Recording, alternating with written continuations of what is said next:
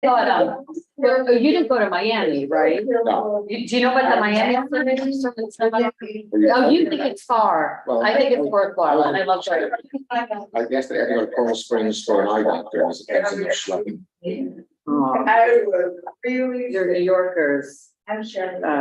You are a co-host. And this, okay, yeah.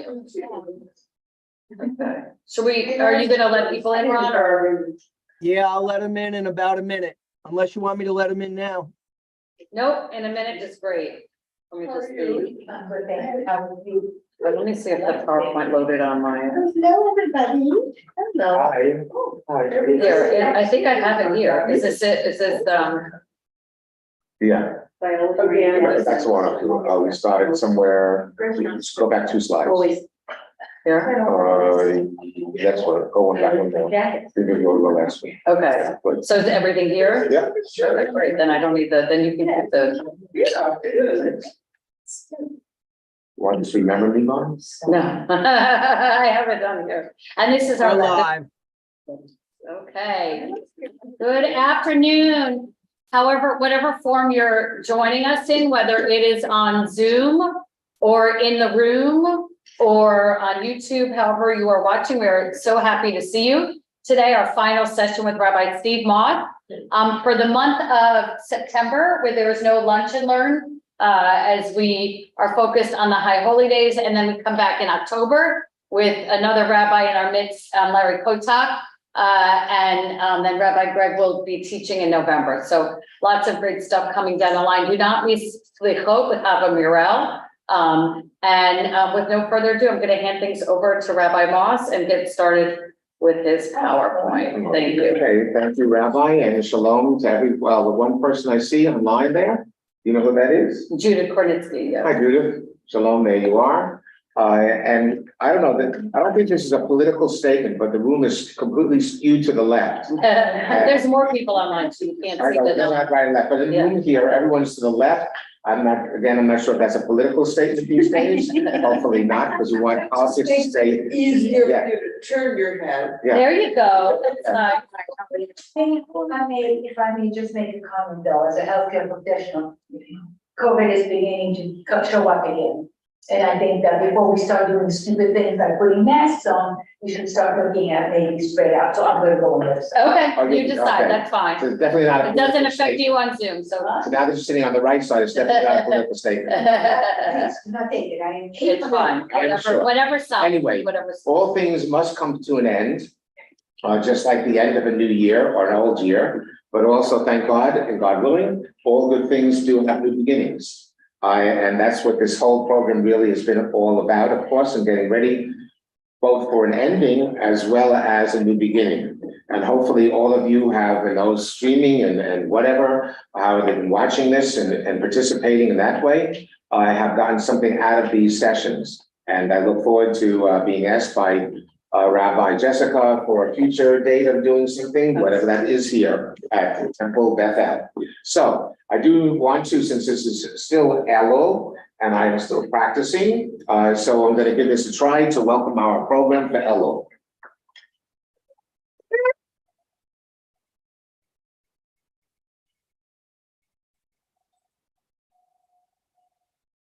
That's your car. Okay, very good.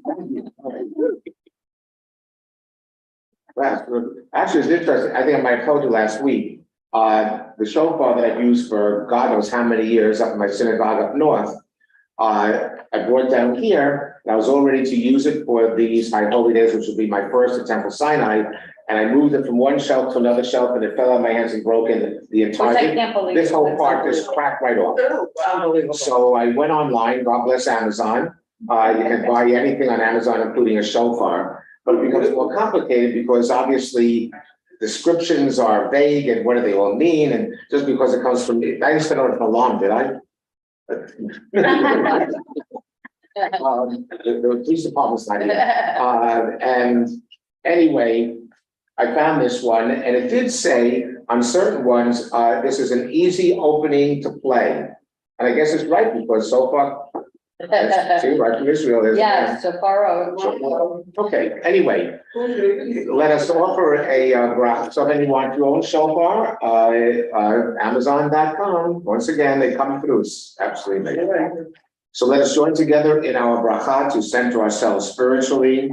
Baruch atah Adonai Eloheinu melech haolam asher kiddushanu b'mitzvotav v'tzivanu la'atzot b'divrei Torah. Amen. Okay, I'm going to give out a reading for us to look at here, obviously not up on the board. For Judith, who's so far the only one that I know who's at least zooming in. Unfortunately, she will not have a copy of this, but she can listen to it. I'll copy it and I'll be able to copy it and share it. That's so nice of you. Did you get one on? Yeah, oh, yeah. You got one? Yeah. You got one? And, actually, I didn't copy it. By the way, I obtained this, there's a email that I get at least once a week, from a website. It's called Divrei, if anyone's interested, Divrei, and the next word is Chizuk, Chizuk, Chizuk, Divrei Chizuk. Divrei means words of Chizuk, strength. This is, I give you warning, this certainly is an Orthodox, somewhat Breslov website. I don't remember the rabbi, but he has a lot of inspirational kind of stuff and words of inspiration. And by the way, if you're interested in these kinds of things, they do have free pamphlets that they send to people, PDFs for free. They have cantors singing songs, rabbis giving messages. Keep in mind, of course, it is from an Orthodox traditional perspective, and particularly from a more Kabbalistic one as well. But I enjoy these kinds of things, and if you do as well. Divrei Chizuk, CHIZUK. Could you repeat the spelling of that? Divrei, and the next word CHIZUK. Chizuk is from the Hebrew chazak, which means strength, and divrei are words of strength. Okay, I share this with you. I love this story, this parable, so to speak. So, there once was a king who ruled in this town. Once a year, oh, by the way, would anyone like to read this? Anyone? It's in English. Okay, please, okay. Once a year, he would take off his crown and his royal clothes. He would then put on regular clothes and go out to speak with the people to hear and see what he can do for them. No one would know on which day the king would do this. One day the king got up and said, "Today is that day." He got up, dressed in regular clothes, and went out to the park. He saw a man sitting on a bench. Maybe It's one. not Florida, yeah. And decided to sit next to him and ask him how everything was doing. The man answered that everything is doing well. So the king asked, "Do you need anything?" And the man answered, "No, I have everything." The king asked if there was anything he can do for him, and the man answered, "No." The next day, news of this event hit the newspapers. People read the story of how the king went out in plain clothes and asked someone at the park how he was and if there was anything he could do for him. When the man who was in the park read the paper and realized that he had been sitting next to the king, he was devastated at having missed this once-in-a-lifetime opportunity. He had a long list of requests that could have been fulfilled by the king. We know that Hashem is always with us.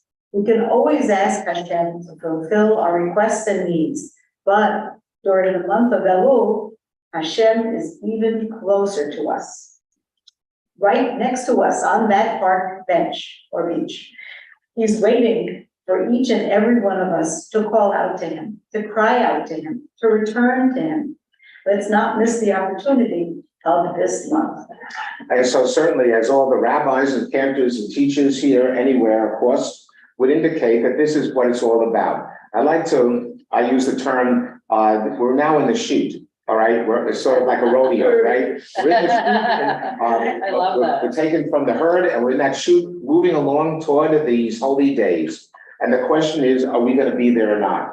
Now you could say, yeah, I have my tickets, I have my seats. If you have reserved seats, I don't know if you do that here. I have my seats and I'll be there. But one could be there and what? Not be there at all. In other words, in this parable, this man was on the bench. But he was the mensch on the bench, that thing for Hanukkah. But on the other hand, guess what? He really wasn't there because he didn't open himself up to those possibilities. This probably was influenced by a famous midrash of a palace. And the king that day, for whatever reason, decided to give everyone off in the palace, so he was by himself. Kings don't often do those kind of things, but whatever. And so the king was actually in the garden, hanging out. The king was all the way in the back of the palace, doing something. And this man decided that the person wanted to come and ask the king for a favor, wanted to ask things of the king, similar to the story. So he goes up to the front of the palace and knocks on the door. Well, the king doesn't hear this because he's so far back, he wouldn't hear anything. So the man, however, stands there and knocks a little harder and knocks a little harder and starts banging on the door, kicking the door, because he's so desperate to speak to the king. The king eventually hears some commotion going on in the front door and begins putting down whatever his shovel or whatever it is in the garden and begins walking to the front door. But as it turns out to be, this man who came so desperate, he figures what? The king's not there. No one's answering the door. Nobody's home. So he turns around and leaves. And of course, then the king finally makes it to the front door, opens the door and says, there's no one here. I must have been hearing things.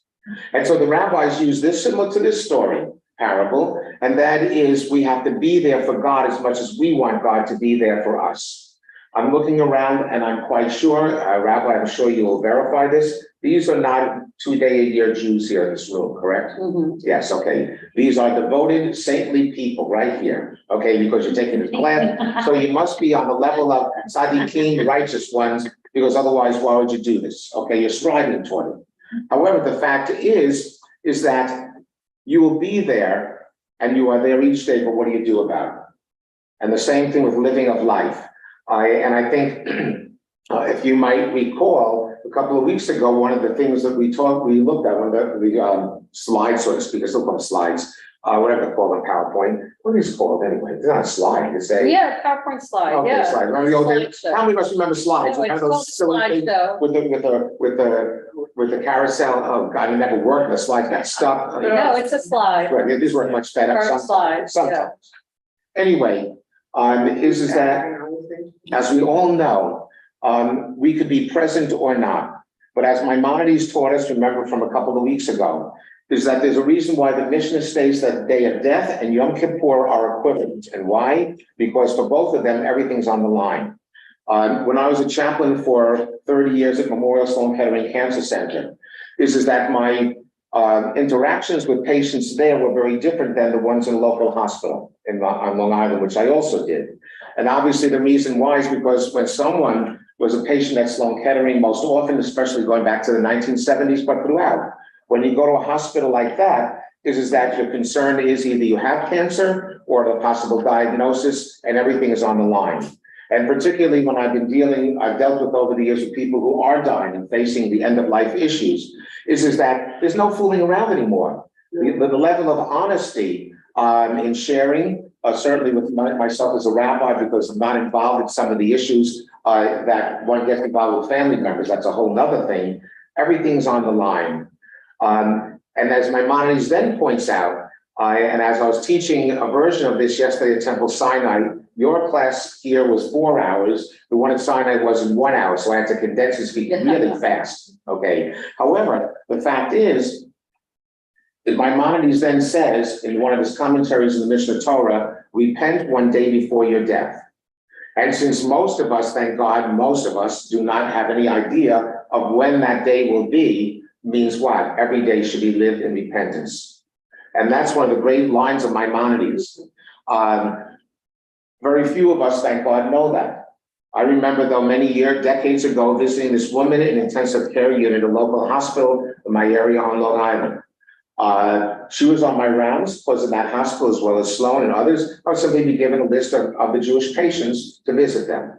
And most of the cases, I did not know them beforehand or what was going on. I know that there are some hospital chaplains who want to see the charts and blah, blah, blah. I don't want to, because I want to know where that person is at. That to me is what's important. When I enter that room, I'm entering into that world. their word. So anyway, I walk into the intensive care unit and this woman looks up and she obviously was not well at all. And she said to me, Rabbi, I introduced myself and she said, I'm so glad you're here. Today is the greatest day of my life. Well, I thought to myself at first, I didn't think I looked that good, but I shouldn't say that, but I didn't think that either. I said to her, well, why do you say that? What's happening? She said, and this doctor really should be slapped for this. Her physician came into her room the night before and he said to her, Mrs. So-and-so, you are very ill, you know this. I don't think you're gonna make it through the night. I think you're gonna die tonight. Now, no doctor should say that to anyone because no doctor knows that, right? Right. But this doctor, for whatever reason, did. So first of all, if someone, God forbid, had said that to me, I wouldn't go to sleep that night. I try to fool them out. It's the angel of death. If I'm gonna die tonight, when I didn't go to sleep, I want to see what happens. You know, I want to see who visits me. What is this, the Reaper or this? I saw that movie. But anyways, she apparently did fall asleep, which I think is kind of amazing. Anyway, as she said to me when she opened her eyes that morning, it was the greatest morning in her life because she didn't think that she would see the sun come up again. So that's extraordinary. And she didn't live much beyond that. But the fact is that every day should be lived in that fullness. I love what Rabbi Levin once said to me. We were talking about something or other, I forget what it was, and maybe in the Wise Aging group that I've done a couple of times with him, we've cohorted it together. Have I got a verb? Sure. Cohorted it together. That sounds terrible, doesn't it? I don't think that. Yeah, anyway, we ran the group together, facilitators, and we were talking about end of life things. And he said, I don't know if he shared this with you, when he wakes up in the morning, he's lying in bed and he goes like this in the air. Did I tell you that? And he said, I said to him, what is that all about? He says, well, I'm feeling to see if there's a box around it. And he said that, I don't know, you can ask him. So he said, if there's no box around me, I know I'm alive. Well, the point is this, that's from, and remember, one of the slides we talked about and read is also very important. We normally see what? Rosh Hashanah divorced from Yom Kippur. Most of us. Rosh Hashanah, the birthday of the world, oh, we're happy, give thanks to God for life, happy birthday to the world. You know, we've seen that it's an upbeat service in most shuls, most synagogues. How, except for the Orthodox, then nothing's upbeat. Okay. Especially, there's so much davening. Yes, And yeah, of course. Okay, this is not recorded. Oh, yes, it is recorded. Okay. Anyway, the fact is what? Is that, guess what? As it stated, I think it was the one from the Talmud, is that the period of repentance begins now in Elul. The period of repentance began on Rosh Hashanah. And actually one of them said is that in Rosh Hashanah only are we judged. It almost left out Yom Kippur completely, if you remember one of those earlier quotes. We normally see it as Rosh Hashanah, happiness and give thanks to God, and then Yom Kippur. But we shouldn't forget that there is a bridge between the two of them called Eser Yemei Teshuvah, the 10 days of repentance. And there are prayers that are inserted into the into the daily service, whether it's Mishkan Tefillah or an Orthodox Siddur, that are said every single day of the week during that period of time. Certain prayers of confession are read every single day of that period of time. By the way, in a traditional Siddur, Avinu Malkeinu and Al-Chet prayer is said every one of those days, the 10 days. We normally, unfortunately, in a Reform context, quite often see, oh, Rosh Hashanah, okay. First of all, there are people, I'm sure you know them, no one here, who go to Rosh Hashanah for one reason only, to show up. Oh, you look so great. Oh, and wow, that's a nice dress. Or wow, where'd you get that suit from? You know, who made that suit for you? Okay, and that's the whole point of it. Obviously, that's not it, to say the least. But to realize is that Rosh Hashanah is connected to Yom Kippur by this bridge of what? Of teshuvah, of repentance. Okay. So what does it mean then to be on the bench? Yeah, you can show up on Rosh Hashanah, Erev, next day, Yom Kippur, but are you really here? And hopefully what we've studied together will enable that to happen. So we're going to go up on this now, Rabbi. I'm sorry. Any questions, comments, anything? Okay, so as you remember from last time, you make that bigger? Yeah. Is that we are looking at the month of Elul, obviously, what we're now, could you make it even bigger? No? Okay, I think it's clear now, right? Okay, okay, the next slide, It actually. may not fit. Yeah, it may not the fit. green. Okay, Oh, super. Oh, yeah. Oh, yeah. okay, This is a technical report. No, no, not that one. okay. Better. No, I should. I went to my doctor yesterday, 1 or 2. Oh, good. All right, well, I'll read it. Okay. If you remember, I pointed out last time, and this description of the various Torah portions during the month of Elul. The next, and on Rosh HaShanah, actually, the next portion is Parshat Shoftim, which instructs the officers of the Jewish army to release from battle anyone who has built a home they have not yet inhabited, planted a vineyard they have not yet harvested, or betrothed a woman but not yet married her. The point that those with unfinished business whose attention may be compromised are in danger to themselves and others. At a time of the year when we contemplate our lives and our mortality, this serves as an invitation to consider what unfinished business is tearing out our hearts. Again, the same thing over and over again. Don't wait for tomorrow to, right? Grandma taught me what you could do today.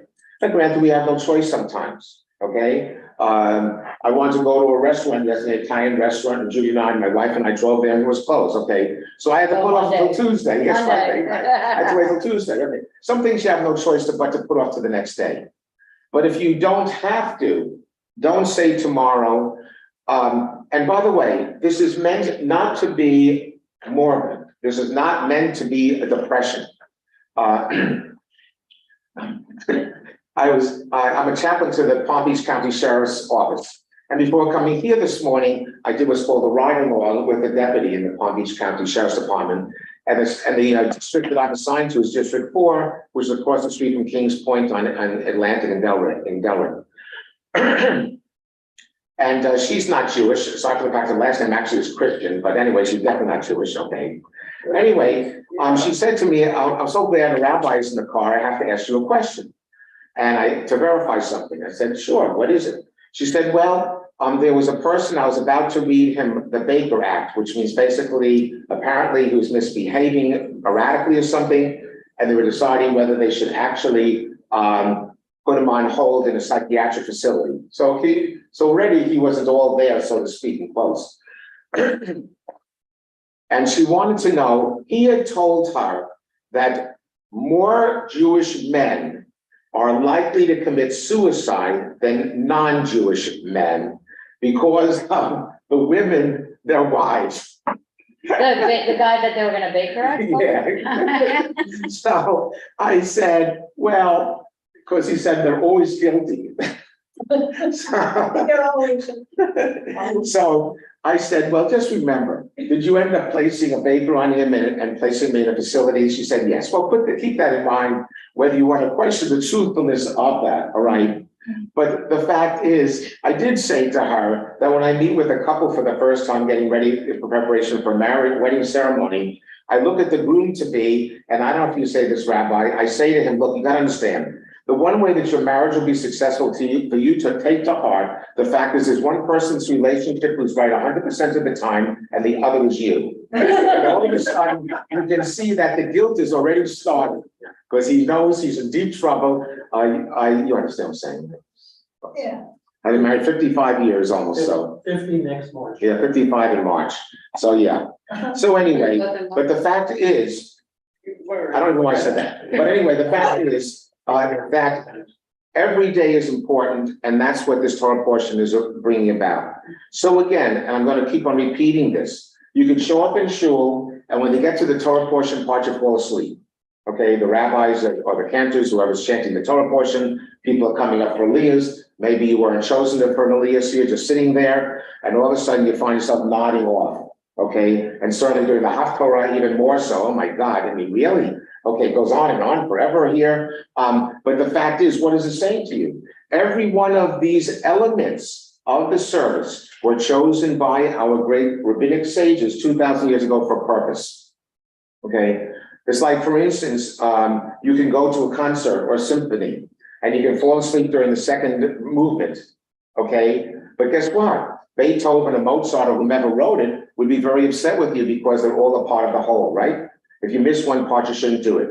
Although I must confess to you, I once did that. In a sense, that was kind of funny. Is that I had 2 bat mitzvahs on a certain Saturday, but I love the opera. And if you've gone to the HD opera in the movie theaters, right? And I'd never seen a Wagnerian opera, which for those of you who know, Wagner goes on for 6 hours, like endless.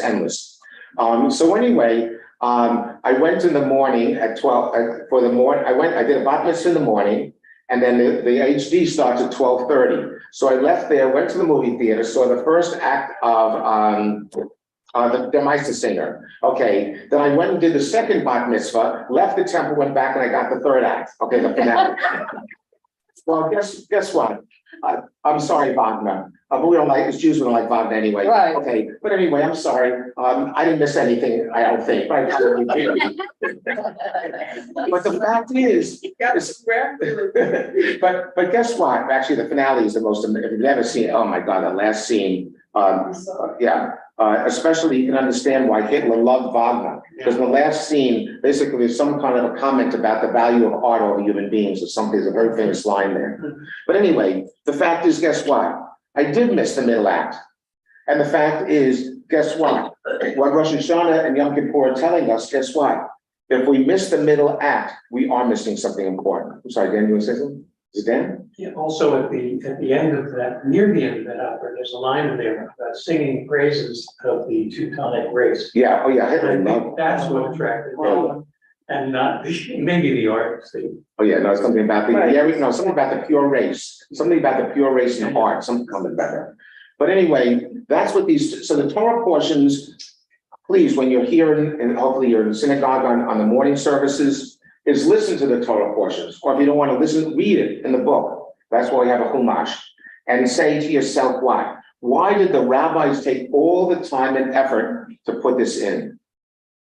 The same way as a symphony or an opera, it's a Bach. Okay, the next one. No, we have the Sorry. Parshat Kitese, which by the way, we just read recently, continues with these all during the month of Elul, during the laws of war. At the beginning of the portion, the Torah requires that if a soldier sees among the captives of war, beautiful woman, he desires, he must first take her into his home, shave her head, cut off her fingernails. In other words, go to the nail salon. Okay, that's the first thing you do when you capture someone in war. Absolutely amazing how this is so modern. And he moves like, not really, because he's taking a captive. If you're the woman, it's not so modern. No. You move like Being that. taken against her will. Yeah, but she's given a nail. Doesn't make it better. Nails in the head. Very Doesn't funny. make it But better. isn't it amazing? It was over 2,000 Doesn't years make it ago. It's better. written. No. Doesn't make, she's being taken against her For will. a month, she must remain in the soldier's home, mourning her family before she can be taken as a wife. In Lou's telling, that's this rabbi, this law demands rather than impulsively ceding to our desires, we watch them and see what deeper truth reveals itself. In other words, to be aware of the things that affect us and draw us in and understand why and how. In other words, I don't remember, my wife remembers this poem from her childhood, Captain of my, who's Oh, Captain, my Oh, Captain, right, she can recite the whole thing. I don't know if any of you can, but who's in charge of your Sherry life? can. Sherry can? No. Oh, okay, and my wife doesn't, yeah, that's my testing part, to make sure her mind is still there. I ask her to say that poem every day. Oh, But the fact, yes, Dan. I wanted to know if there's anything in the Talmud discussion on this about what are our requirements for treating captives of war humanely. I think, I gotta believe there's gotta be. I'm sure there is, but here you notice that, and granted, obviously taking anyone captive in war is questionable to begin with, okay, in that sense. But what amazes me about such a section like this, in spite of the negative aspects about it, when you can look at the way treatment of women, etc., is the fact is this was written 2,500 years ago, when other cultures simply, when they went to battle, what do? They either raped the women or killed them. They didn't bring them into the home and take care of them in this way. And ultimately, it says that if the man who took this woman captive, first of all, you could have more polygamy was allowed. That's number one. If he no longer wanted her, he didn't just kill her. he then was able to give, he can't, specifically says he's not allowed to sell her to another man. He can give him to somebody else, give her to somebody else. Now, of course, you can deal with, okay, what a woman represents, etc. But the fact is that in difference or deference to what other cultures were doing, it is, in quotes, a little bit more civilized in question marks. Okay. Next one. Yeah, okay, continue. But basically, it's not really talking about that as much as the fact that that one should be aware of the things that one desires and control them as best as possible. One of the best known teachings about Elul is that the 4 weekly letters of the months, I'll just summarize this. Elul, Aleph, Lamed, Vav, Lamed is an acronym of the words from Shir HaShirim, the Song of Songs. I, my beloveds, and my beloved is mine. And certainly for those of you who have looked at the biblical book, Song of Songs, Song of Solomon, as it's sometimes called, this actually comes off on first reading as an erotic love poem between a man and a woman. But of course, the rabbis let it into the canon of our Hebrew Bible because of the fact that it really is a love poem between God and the people of Israel. And therefore, it is appropriate that Elul is the acronym for that. Another teaching attributed to Shneor Zalman of Liadi, the founder of the Chabad Hasidic sect, who is also known as the Alter Rebbe, compares God to a king who is normally similar to our story here, ensconced in his palace, where he is merely glimpsed or addressed through intermediaries, but during Elul, the king comes out to the field and can be approached by any of his subjects. Certainly, there's no question that every religion, including Judaism, has a tremendous challenge. What is that challenge? How the transcendent, infinite being that is God by definition is able to communicate to the finite human being. How is it? Why should I have any sense of anything that is infinite? Why? For a matter of fact, there was a Sufi master, I forget his name right now, who wrote a book called Alone with the Alone. It's a very interesting book, obviously of a Sufi Buddhist nature. But however, he says something amazing in that book. He says, just because by the fact that we have the thought that there is a God is proof that God exists. Because no finite creature, such as a human being, could have the thought of an infinite being, unless that infinite being put that thought into the mind. I mean, all of you heard the idea, God didn't create us, we created God. Well, according to the Sufi master, that ain't the case. Okay. Both these teachings point to the idea that Elul is a time of divine closeness, a period where connection to God comes easier than other times of the year. As such, it is an auspicious time to do the inner work of repairing and deepening one's relationship with God. That's what all these classes basically have been about. And that basically is what a Jewish spiritual life is all about. The question becomes what kind of a Jew are you? And I taught this many times. I don't really believe we should really discard this whole business reform, conservative, orthodox, all that kind of stuff. It's totally me, especially these days, the lines are so blurred. Let me put it this way. I go to a modern Orthodox synagogue on Long Island, West Hampton Beach. I went back in Long Island. We still have our home there. I was there a couple of weeks ago, and it's modern Orthodox. So I asked the rabbi, because there are 500 to 600 people there every single Shabbat morning during the season. 500 to 600 people. Aside from the fact that they have the best owning Shabbat in the United States, it was actually written up in the Wall Street Journal. Yeah. It was written up in the Wall Street Journal as being the best owning Shabbat in the United States. They actually have a sushi chef cutting sushi on Shabbat. He's not Jewish, so you have to cut on Shabbat. Okay. But the fact is I said to Rabbi, it's amazing the number of people, they all walk. He said, no, about 80% of the synagogue drives. Some people actually drive as far as New Jersey. And they'll say they're Orthodox. What does that mean? Okay. So the lines are, by the way, they have a mechitza, yes, but it's about 1 foot high on the floor. And also they have amplification, but supposedly Rabbi Schneier, Mark Schneier, who's the rabbi there, explained that it was okay by Rabbi Bleich of Yeshiva University because it's a constant sound of voice and not repetitive, or I don't understand that. But whatever it is, it's kosher. No, that shuts off. It's kosher. So the lines become very blurred because I really think everyone's reform, actually, right, Rabbi? I don't think so. And I don't think the Orthodox would agree. Yeah, I know, certainly would. However, I think it's more important to us as a reporter to say, there's no denominations. I think Yeah. there are, I think, well, they are practiced, but the fact is, guess what? I think there's only two kinds of Jews. There's serious and non-serious. And what I tried to, hi, come on in. I figured it's better to come late, but not at all, we just were. There you Oh, yeah, Wrapping collar covers. oh, yeah, some very famous person said that. I think my grandmother, yes. Anyway, I enjoyed you so much the first. oh, thank you. But the fact is what? This moment is very precious. And we need to then therefore what? Take advantage of it to its fullest. And that's what this whole thing is all about. And the reason why I say there are basically two kinds of Jews in my mind, and there's two kinds of human beings in this world. There are people who take living life seriously to the best of their ability. And then there are those who just go about in life in la la land and just whatever they do. They don't care what happens, the consequences. And Judaism says that's not the way we should live. But also to me, what I mean by a serious Jew, Rabbi, is the one who also studies the sources like we did in this program, starting from the Tanakh and Mishnah and Torah, etc., and going through them. So we understand the decisions we make are based upon those who came before us. Whether we reject them completely or not doesn't make a bit of difference. Ultimately, especially as a Reformed Jew, is how we live our lives and how we came to those conclusions. Yes? We're supposed to be reading Psalm 27. Mhm. Yeah, actually, I think you do that here. I think we talked about that. Yeah, we talked about that. Okay, next slide, please. Okay, so, okay, make that, Yeah, it is make that key. bigger. Yeah, good, okay. What I did was, this is the previous version of Slichot booklet that was printed by the CCAR way back when. I didn't have a new one that you all use here.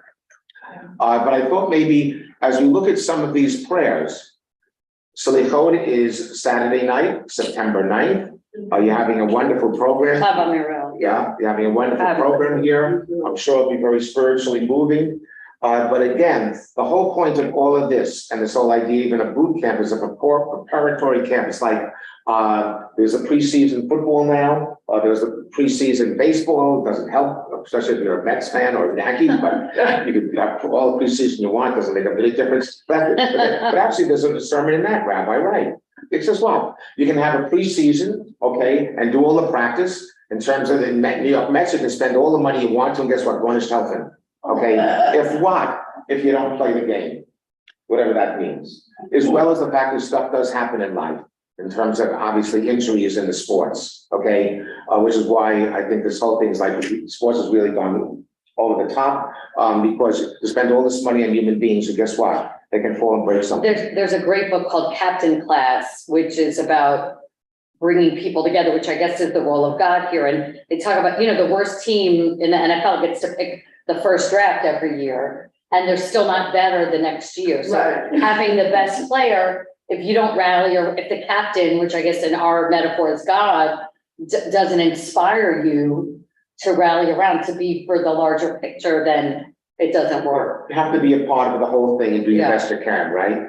No matter where you are, and to do it to the fullest. I'll give you two examples of my own experience, one from my own experience, definitely. I don't know how many of you play bridge, but my wife and I, this is before Rabbi Mates did not have to do this, but when I was starting at Hebrew Union College, we had a preparatory program called Tawanda, no, that's in India, a Native American term, in Cincinnati, Ohio. Actually, it was the last year of Tawanda, 1969.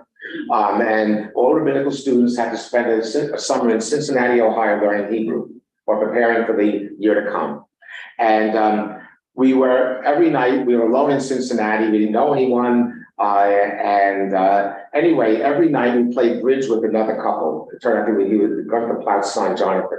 Okay. Well, anyway, they were very good bridge players. However, for one reason they weren't. The man wasn't, the guy. Why? Because if he got a lot of points, if you know about bridge, 20 or more points, before even bidding, that's the way bridge works, he threw the hand down and said, there's no point in playing, I won. Okay. If he got very, very few points, he threw down the cards and said, there's no point in playing, I lost. Sounds like a spoil sport. Well, the point though is what?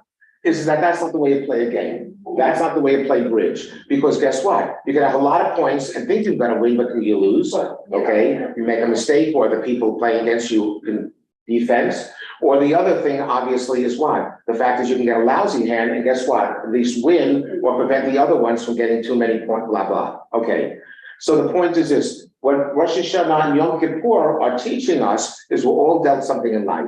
It's called getting up, taking that first breath when you wake up in the morning, right? And the question then becomes what? What do we do with that hand that we're dealt? Or the hands we're dealt, because we're constantly, every day we wake up, going back to Rabbi Levin's image of not being in a casket. Every morning when we say Modani Lifanecha, or think of, say, thank God I'm not in that casket, thank God I'm above the ground, thank God my name's on the obituary page, whatever people say or think, you will open those eyes up, or like that woman in the hospital, and you say, thank God, guess what? Guess what? God's dealt you a new hand. Now, granted, some of the cards are left over from the day before. Some of the cards are left over from our childhood, okay? Psychological stuff and all that psychiatric stuff.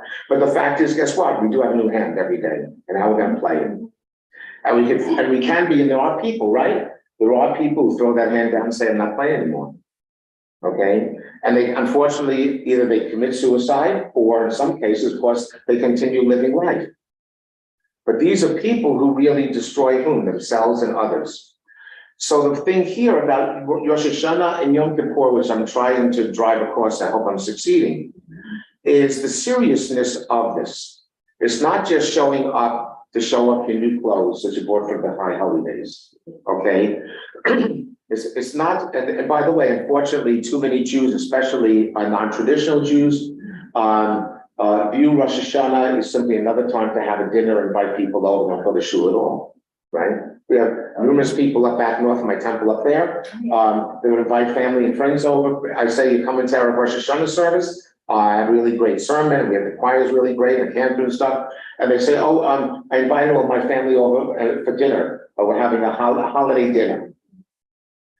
Keep in mind, guess what? Remember, I talked about this from the very beginning. Rosh Hashanah and Yom Kippur are not Jewish holidays, H-O-L-I. They are holy, H-O-L-Y, next word, days. Yes, please. Rabbi, I don't mean to interrupt you, but No, you have to answer this. Good question.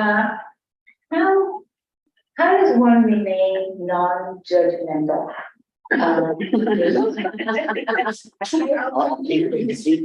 Yeah, the person. How does one think differently that it doesn't become a judgmental thing? Even if you don't verbalize it, I know that I fight that every day of my life. And every day I say, I'm going to tame down. I'm not going to be so judgmental. And I'm doing progress, but I'm not there yet. And I want to be there. How does one do that? Well, I think one needs to be I talked about this when I spoke about this, constantly self-evaluating ourselves and saying, if we're upset by being judgmental, then to ask yourself the question, why am I this way? There is a Hebrew expression, Lashon Hara, Lashon Hara, the evil tongue. Okay, and by the way, that's one of the greatest sins that one can commit, according to the rabbis, speaking evil about people. That's obviously talking about, I'm judgmental about that person, but then you tell that other person, and you tell that person, etc. Okay, because you harm so many people as well as yourself.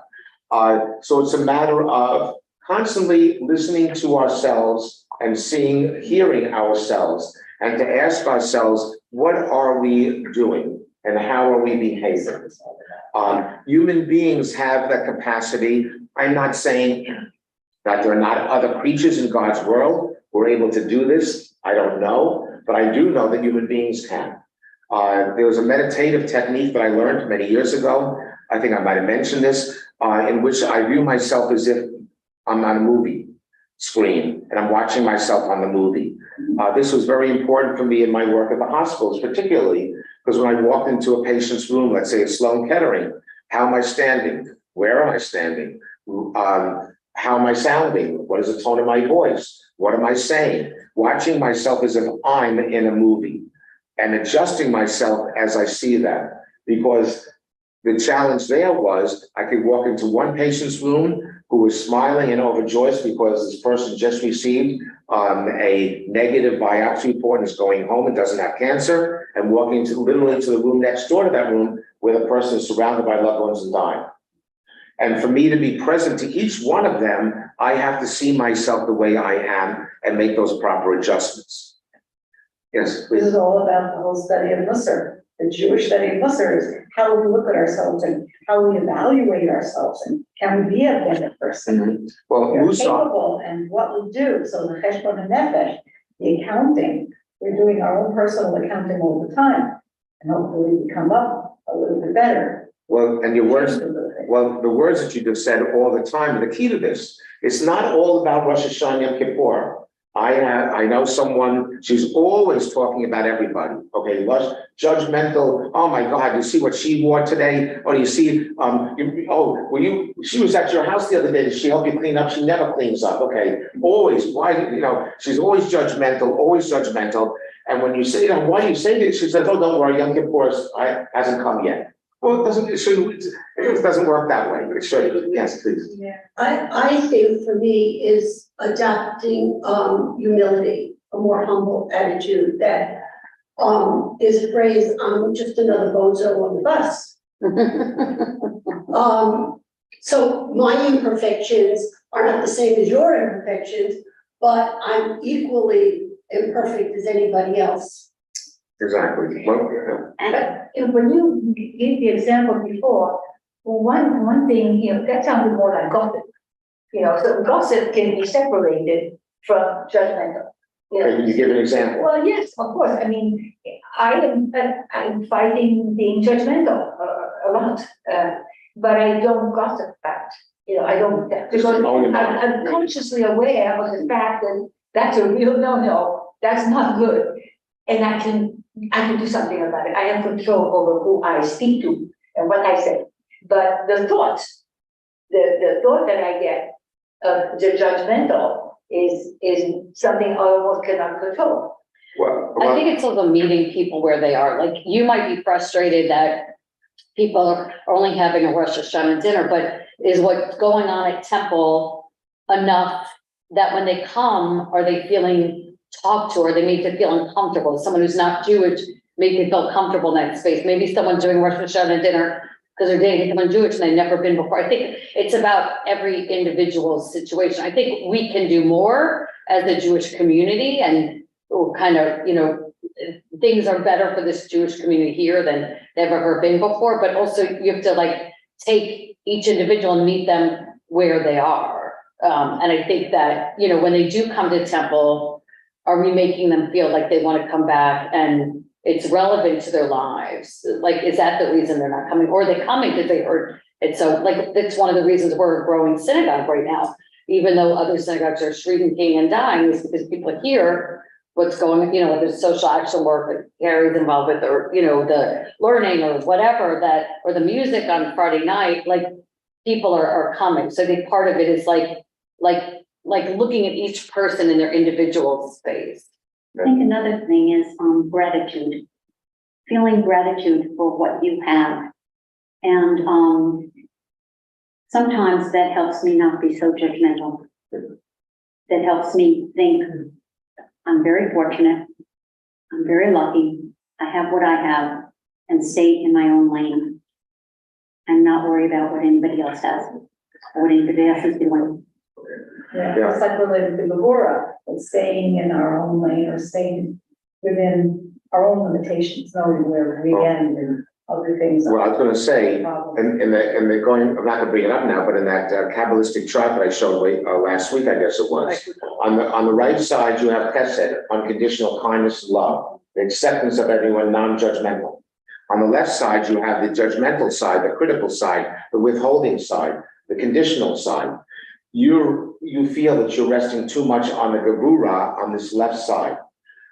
To try to open up your heart center and be more grateful that the fact is that you have merciful, that you have people in your life, number one, you're not alone, and be more heart-centered in terms of love and appreciation. There was a great Hasidic master, which is not an easy thing to do. What he would see on every person's forehead the Hebrew letters Yud, Hey, Vav, Hey, God's name engraved upon their forehead. And let me tell you, if you could see God's name, even G-O-D, okay, I'll do Hebrew, okay, on the forehead, you can't be judgmental of that person because you see God in them. Do you know Ho'oponopono? It's a Hawaiian practice where you like look at someone, you say, I'm sorry, forgive me, thank you, I love you, like where you're just walking around all the Open your time. heart center. Like just, We've heard of that. yeah, Ho'oponopono, it's called. Well, again, if you see God, if you were to see Yud, Hey, Vav, Hey on every person's forehead, you could not be judgmental about them because you see God in all of them. Right, because everyone's created in God's image. Exactly. Yeah, exactly, yes. I think we also Yeah. have to look at another person's history to be non-judgmental. I'm gonna take funerals, for example. I would not think of not going to somebody's funeral. I went to many funerals with my mother, with my friends, even though I didn't have a close relationship, I felt the empathy through my mother. There are many people who cannot go to a funeral. It's painful, it's heart-wrenching, it's their history, something in their history doesn't allow them. So should I be judgmental because you can't go to a funeral, or because you have a different religious belief or a different political belief? Just like I'm strongly involved in my political belief and you can't change my thought, why should I think you should have my political thinking when you have your own history that makes you think the way you do? Right. So I think being judgmental, I think we have to stop and consider all the aspects of who we're dealing with, why it's important for us to even feel judgmental about them. And just. Well, this is our ability to analyze, to think about, to evaluate, and then to make those adjustments as possible. Because what good does it do to carry that negativity around you, right? And it's not going to change them. No. It's, you can try to change them, but it's their history, their thinking, their demeanor that's making them do what they do, just like mine is making me do what I do. Only God can make someone in God's image. We should not even try to do it. Exactly. In my own family situation, my mother had told me for years that she had a very small family, only one cousin, whatever. And that's the way it was until I was in my 40s. And I was visiting in Sloan Kettering. I walked into this person's room, a patient's room. She had Hodgkin's lymphoma. And she looked at my name tag and she said, "Oh, is your father's name Ira?" I said, "Yes." "Is your mother's name Doris?" I said, "Yes." "Well, I'm your mother's first cousin." Oh, my God. I said, "What?" And she told, and anyway, we talked about it. And anyway, this is late 70s, so the cell phones had not been invented yet. So I walked out, I went to the phone, I called my mother, I said, "I found your first cousin here at Sloan Kettering." And I ended up reuniting the family, I ended up marrying their kids and the grandchildren, whatever, over the years, and fishing some funerals also. But the fact is, what was this all about? Is it because her mother and thereby my grandmother had a fight because someone didn't go to a funeral that someone thought that they should go to, and they wouldn't talk to each other. Okay, so ultimately, and carrying this negativity does nothing but to destroy oneself. Now, let's face it, the truth is there's some relationships we can't repair. There's some stuff in life which you just can't deal with and just walk away and gigas of days, it is what it is. But on the other hand, when we can repair relationships and not be so judgmental that it literally, in this case, destroys the family, then we should work at it, because who do we really hurt? And I think, okay, go to that You slide. wanna go back? Yeah, go to that one slide. Or somebody code again, focusing back on this for a couple of minutes, and then do a meditation to end. And we have just 8 minutes, so. Oh, are we? Yeah. My phone watch is off. Okay. Is notice here, again, a lot of the prayers that you're going to be reading, whether it's in the old prayer book, we still use Gates of Repentance at Sinai, the red book, during the Mishkan series here, it doesn't matter. The image, the theological image portrayed during the holy days is one child to a parent, one subject to a royalty, king, queen, whatever you want to be, whatever gender you're talking about. But what does that mean? It means that just as our parents, hopefully, were able to teach us how to live our lives and cared about us, and even when they punished us. It was out of love for us, to get us into a correct direction. The bottom line here is God loves us. And the God of the Jews is a merciful, loving God who wants us to live a Torah life in order to better this world that God has given to us. That's our mission. The other day, Sunday, I did a program for synagogue in Los Angeles, at San Francisco, on the 5 levels of the soul in Judaism. And I could do that here. And anyway, one of the questions at the end of Q&A, someone said to me, "Why do we have a soul? What do we need a soul for?" And I said, without a soul, we're simply a blob of nothingness on the ground. Because remember in Genesis, God breathed into Adam's nostrils the breath of life, and the Neshama came in, Neshama came in, he woke up, he became alive. Our soul is our activation to enable us to live a Torah life. But on the other hand, a body without a soul cannot function either, because we don't have that rudder to give us a direction how to live the right life. Right not meaning politically, right not meaning it's what I think is right, but a life that God has directed us to live to make this a better world. And that to me is when we see these images, we are your people, you are our king, we are your children, you are our father. We can be turned off by this as moderns, or to say to us, what are these rabbis who are trying to tell us about a relationship to God, to life, to other people? And like one of you just said, the key is humility, and the key is gratitude, and the key is to have a loving, open heart for everything in life. And that's what it is. Yeah. So we're going to end this. Maybe I'll do the meditation just with the group here. Okay. Yeah. You want me to go ahead and slide? Yeah. So we're going to end it.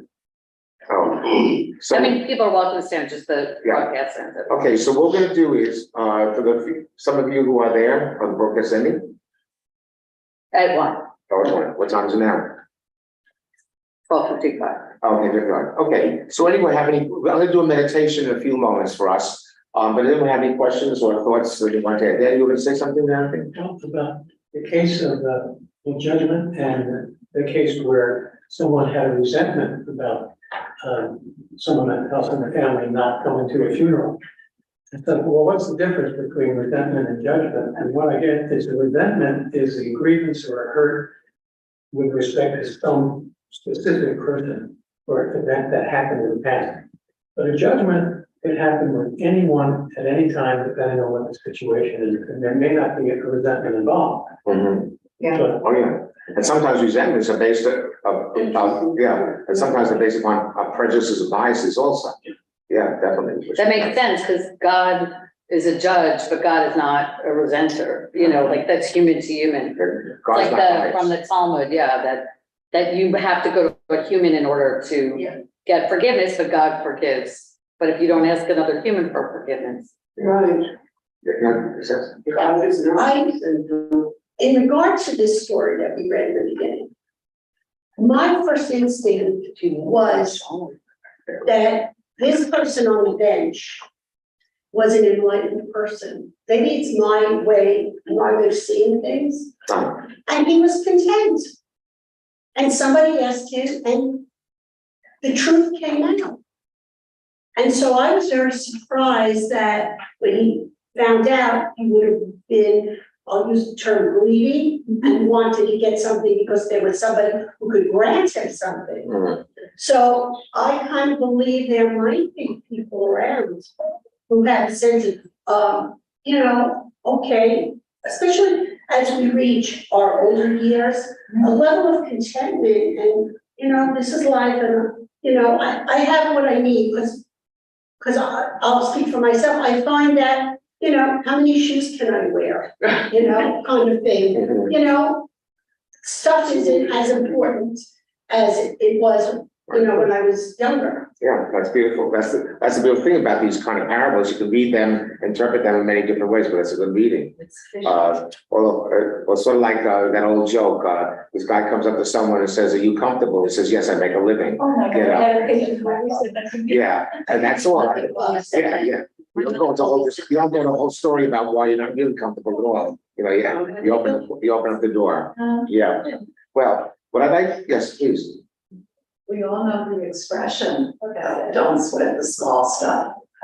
Yes. And as we get older and realize that life is finite, and we start treasuring, cherishing every day that we have, it's easy to kind of slough off the things that we realize are really not important and are detrimental to ourselves. Yeah, oh, most definitely. Yeah. Yeah. I also don't think that this was surprising with the guy on the bench, because the guy on the bench didn't know this guy from the wall. You're not gonna pour your whole life out to somebody that you really don't know. And that's another thing about people too. You don't always know what's going on with someone. That comes back to what you said, that you have no idea what's going on with someone. I know someone that didn't go to a funeral of their son, and I was shocked, and I was very judgmental over that. Later, I found out the person was suffering from panic attacks.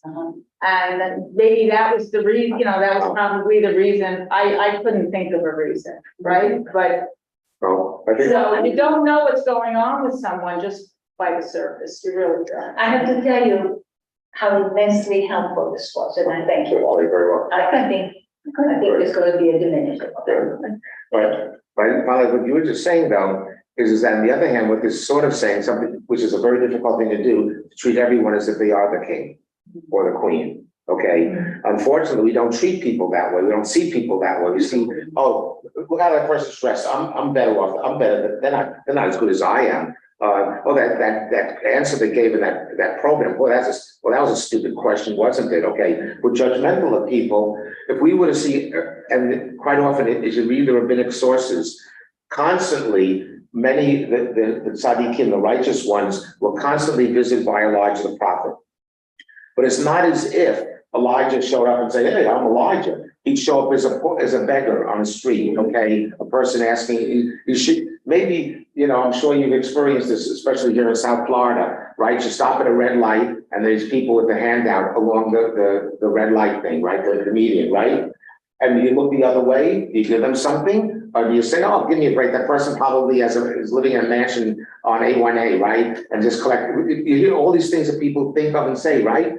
But what about if that person there is actually Elijah, testing you to see if you're willing to open your heart even to a person you really are judgmental and can't stand the way they're dressed, what they're doing, they're begging, whatever the different critical levels we can have. The key is the rabbis then teach, guess what? Anyone could be Elijah. There's also in Judaism the very beautiful idea of the Lamed Babniks, the 36 righteous. According to this idea, there are 36 righteous people in the world every single moment in time, and because of them, the world continues to exist. By the way, there's a marvelous novel called The Last of the Just, which is the fact is because guess what? These 36 people, they don't know who they are. Okay, but in this book, The Last of the Just, one of them finds out who he is, and the world is dependent upon him and what that does to him. Okay, but on the other hand, the fact is guess what? There are 2, 4, 6, 8, 10, 12 of us. We are one. Who knows? Maybe all of you are the Lamed Babniks. Maybe you are 1/3 of the righteous people in this world for whom this world continues to exist. What does that then mean to you? For you? Guess what? It means you have to take all this very seriously to the best of your ability. Because what you say, what you do makes a difference. When I was 23 years old as a chaplain in Sloan Kettering, and I was asked to visit a person 19 years old who was dying of leukemia. And I walked into his room, his family was around the bed. I went up to him, I introduced myself. He had a cannula or an oxygen around his neck, his nose, and his eyes were closed. I walked up to him, introduced myself. He opened his eyes. I took his hand and I said to him, I introduced myself. And the first words out of his mouth were, "Rabbi, where is the justice in what's happening to me?" Because he knew he was dying. And the words that came out of my mouth almost immediately were, Gary, his name was Gary, this was 1970, "I'd be a fool to give you an answer."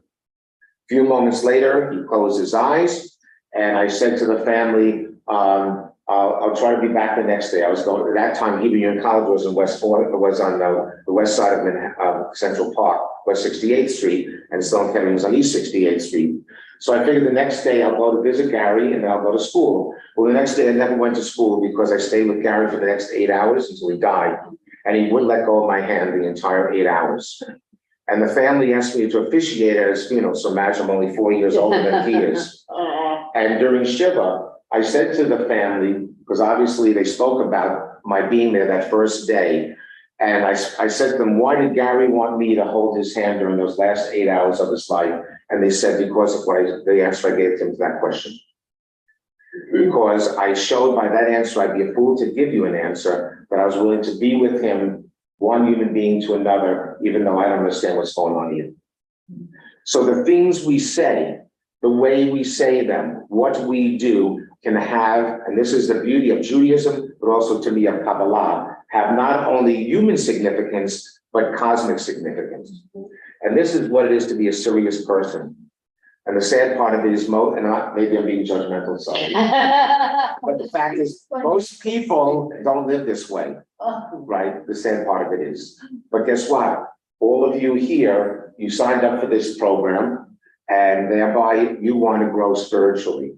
You want to be prepared for the holidays, the holy days to come, and you understand their importance. Well, the question now becomes, what do you do with it, right? Okay.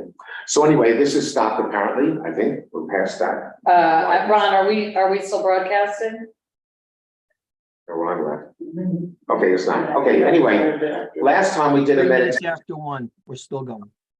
Okay. What's the one? Still, okay. So those who are online who want to stay on for the meditation, you're welcome. Yes. To- And if not, study before you, I remember that song?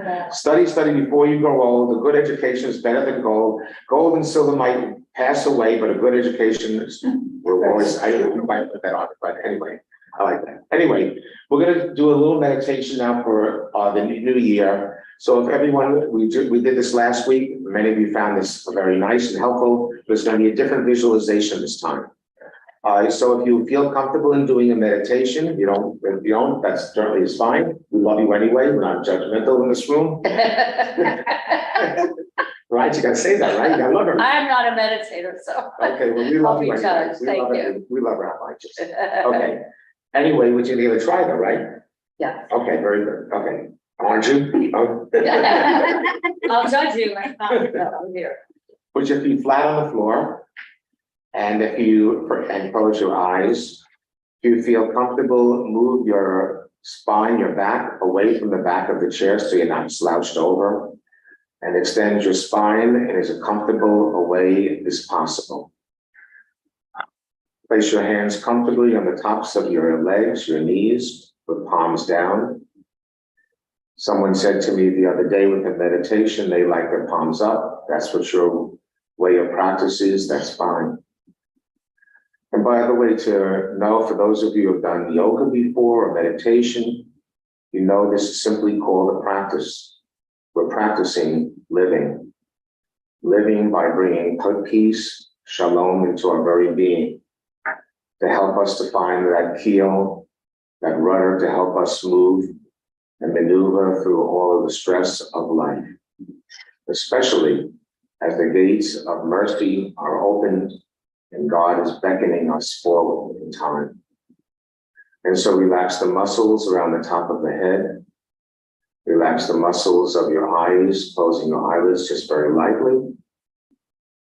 Relax the muscles of your jaw and open your mouth slightly. Relax the muscles of the neck. Quite often a place of great stress. If you wish to move your neck slightly to the left or right or back or forward, gently do so, but be sure to come back to center with your head slightly downward. Relax the muscles of your shoulders, your arms, your hands, down to the tips of your fingers.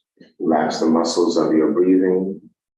Just be breathing in and out, but don't control anything. Just let it be. Relax the muscles of your abdomen, your legs, your calves, your feet, down to the tips of the toes.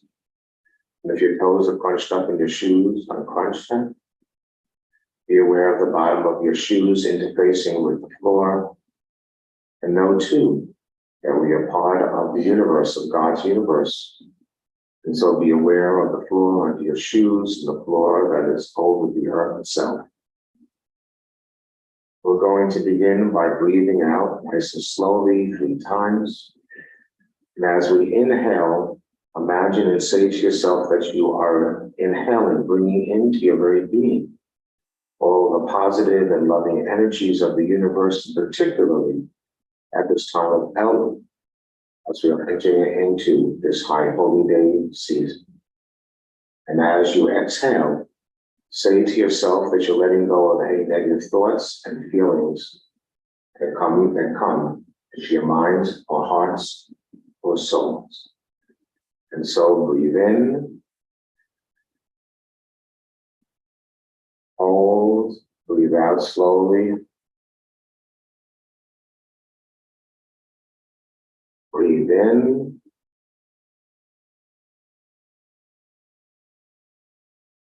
Breathe out.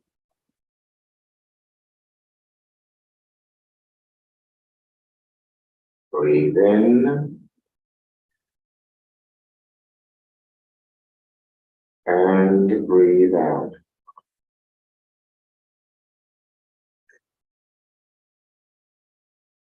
You now feel a little bit more relaxed than you did before. You feel peace and shalom within. And we're going to now, almost like a television screen going on, a flat screen going on. See a television in front of you. And imagine that the screen is coming on. And you're going to visualize a place where you'd like to be at this time. It can be any place in the entire world. And you're going to go there. So you're going to actually go into the screen and such. It could be anywhere. It could be by a beach. It could be a mountain. It could be a lake. It could be a vacation spot. It could be, of course, just back in your own home, your own bedroom, in your living room. But try to see that place, your special place. And as you look at it, but if you can't see it in too much detail, do not be concerned. Just feel the place. It is your special place of peace. It is your refuge, your sanctuary. And now if you can see yourself in that place, please do so. You can see yourself in much detail as you can, or if not, just feel yourself there, surrounded, enveloped by the peace that that place represents to you. And if you can see yourself, see a smile on your face. If not, just feel that smile within. As we are in this place, now become aware. At the top of your head, you begin to feel something. And on this something, you feel 2 hands placed upon the top of your head. And these hands are not pressured on your head, but gently resting there. These are the hands of the Kohen Gadol, of the priest of ancient Israel. And this Kohen Gadol is going to give to you the blessings for this new year. So feel the hands there and feel a stream of love and peace entering now into your body, into your being. Feel this warmth coming down through the head, the neck, your shoulders, your arms, your upper body, your lower abdomen, your legs, your feet. Almost like a water, a stream of love and peace and warm water is moving down, now coming back up, and down and flowing through all the parts of your body. If there's any part of your body that is in distress, feel it being caressed by this loving, warm flow of blessings within you. And the priest is blessing you. Blessing you, watching over you, with shalom.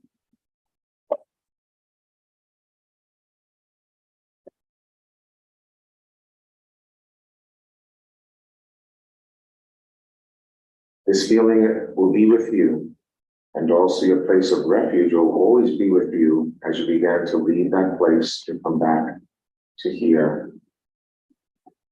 You're now going to breathe in and out 4 times. And as we exhale, we are going to let go with the word shalom. Breathe in.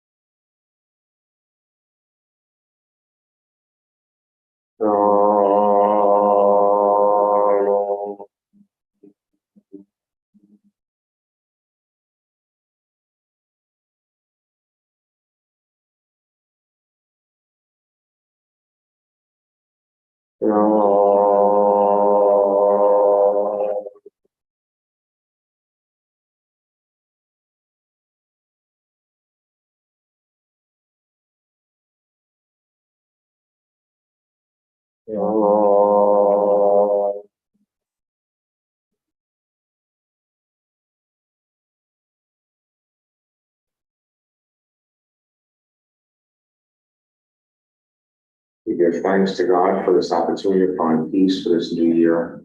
May the blessings of this day be upon us for this year and all years to come. Amen. When you feel comfortable, move your fingers, and you can open your eyes.